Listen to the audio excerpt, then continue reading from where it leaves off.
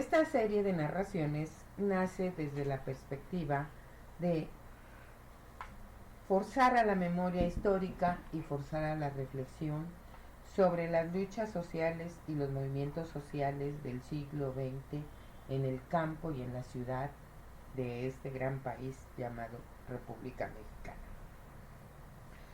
Uno de los grandes problemas y de los grandes duelos que afronta la sociedad mexicana desde hace más de 50 años es la detención, desaparición forzada, que ha sido un enorme flagelo para las familias de estas personas detenidas, desaparecidas.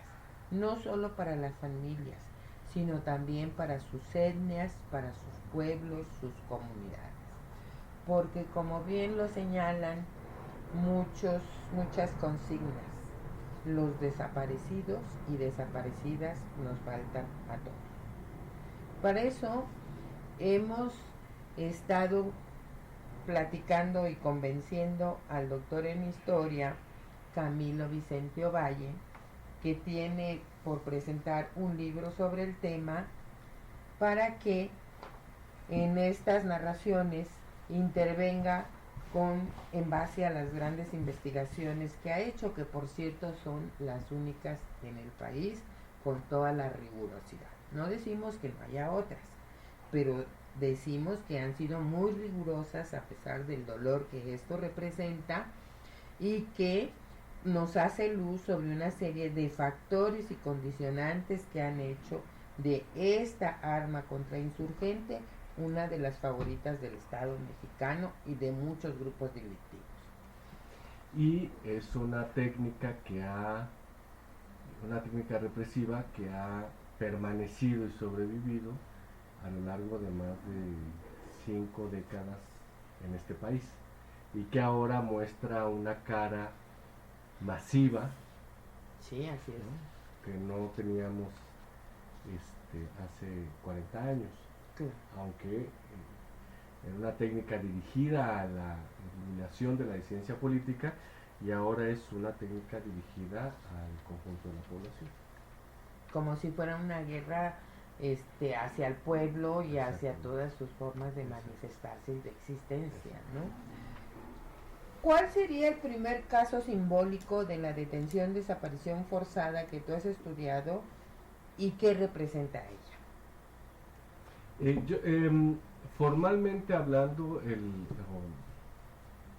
digamos, el caso que se ha documentado como el primer caso de desaparición forzada en México es el caso del profesor Epifanio Avilés Rojas, en el estado de Guerrero, el militante de la Asociación Cívica Nacional Revolucionaria, en 1969, el 19 de mayo de 1969.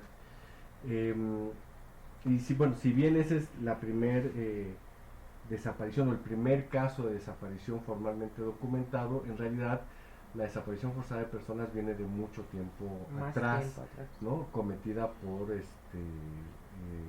dependencias o agentes de las dependencias de seguridad nacional en este país. Hay casos desde 1940 para poner una fecha. Hay casos documentados ya de desaparición forzada de los años 40. Entonces, pero digamos que el caso de Epifanio Avilés Rojas es significativo no solo porque haya sido el primer caso documentado, aunque sepamos que ahora ya sabemos que hay casos anteriores, sino es significativo porque el caso de Epifanio se da en un momento en que el Estado mexicano está girando su estrategia represiva, está haciendo un cambio en su estrategia represiva frente a las disidencias políticas de ese periodo, particularmente hacia lo que ya comenzaba a formarse o que ya estaba pues en formación, las organizaciones guerrilleras en este país, ¿no? Particularmente en Guerrero y en el estado de Chihuahua, ¿no? Que ya había formaciones guerrilleras en estos dos estados. Entonces, la importancia del caso de Epifanio Avilés Rojas, aunque no sea en términos estrictos el primer caso de desaparición forzada, su importancia está en que es un caso que se da o que anuncia el giro contrainsurgente del Estado mexicano. Sí, para responder a toda una serie de demandas de organizaciones que no tenía contempladas dentro de su estructura, ¿no? Que eran siempre demandas de vivienda, o los sindicatos que ya tenía toda una forma de negociar con ellos, o con los de la vivienda que también ya tenía una forma de negociar con ellos, o con los comerciantes que ya tenía una forma de negociar con ellos. Entonces irrumpen en el escenario nacional nuevas formas organizativas, con nuevas demandas y con nuevos métodos, y el Estado lo agarra como una medida contrainsurgente.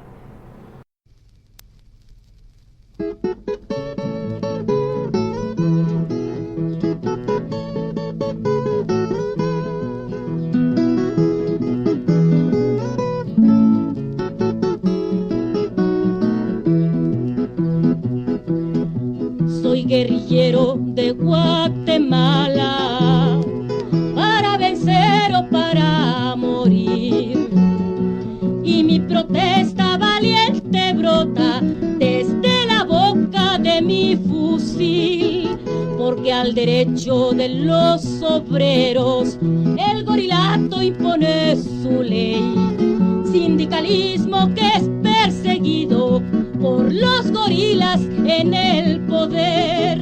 Por eso soy revolucionario de poderosa motivación, mucho el esfuerzo y poco el salario, genera al fin la revolución. Y porque soy revolucionario, soy guerrillero que al monte va, pues soy también luchador agrario, al grito de tierra y libertad.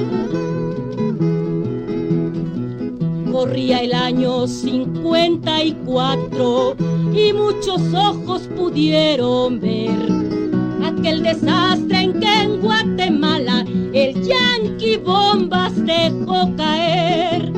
Aparte de eso derrama napal sobre mis campos y ante mis pies, y esto ha empezado a partir del año 1966. Por eso soy revolucionario de poderosa motivación, mucho el esfuerzo y poco el salario, genera al fin la revolución. Y porque soy revolucionario, soy guerrillero que al monte va, pues soy también luchador agrario, al grito de tierra y libertad. De la miseria nació mi causa, de la injusticia mi decisión. Soy luchador de la izquierda en armas, con Guatemala en el corazón. Los asesores del crimen llegan por ciento, llegan por mil.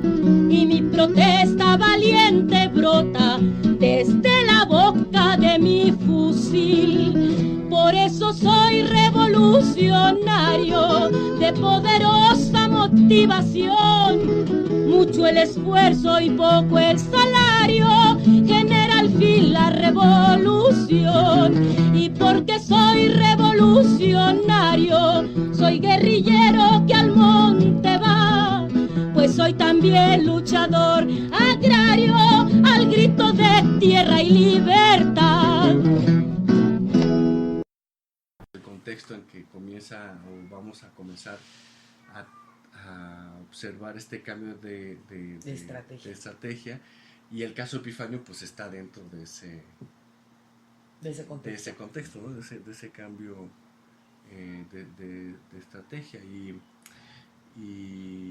después fue creciendo, fue una estrategia que se fue aplicando de manera generalizada, no de la misma forma, pero sí de manera generalizada a todos los grupos de la disidencia. Y hay una idea también que existe, que que fue una técnica utilizada solo contra la guerrilla, pero en realidad se utilizó contra organizaciones campesinas, contra organizaciones estudiantiles, contra organizaciones sindicales, ¿no? No solo contra los movimientos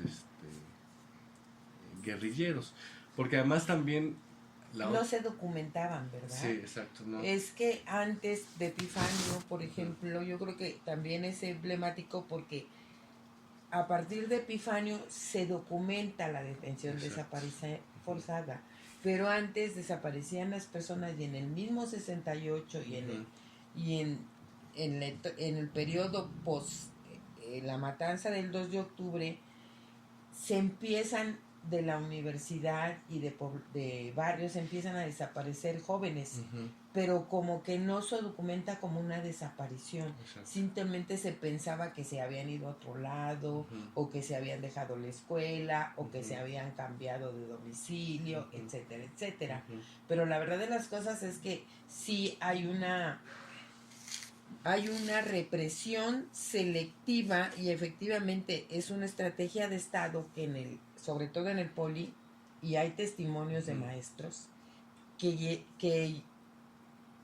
han dicho que después del 68 llegaban los porros y decían, tú te vas con nosotros.